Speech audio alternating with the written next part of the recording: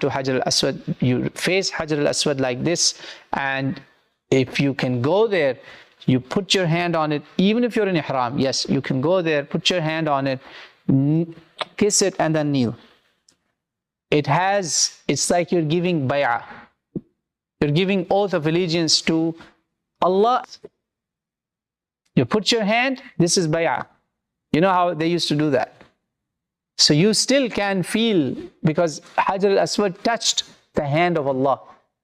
So you touch it, it's like you touched Yaminullah fil ard. Prophet told us, Sahih Hadith, Yaminullah fil ard.